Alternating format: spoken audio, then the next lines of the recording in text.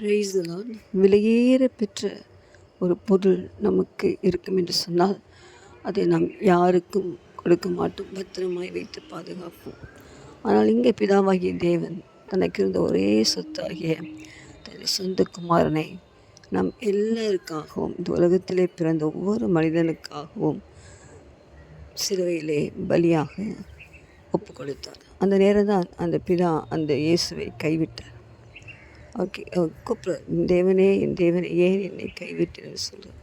ஆனால் நமக்காக அந்த குமாரனை கொடுத்தவர் மற்ற எல்லாவற்றையும் நமக்கு அருளாதிருப்பது எப்படி?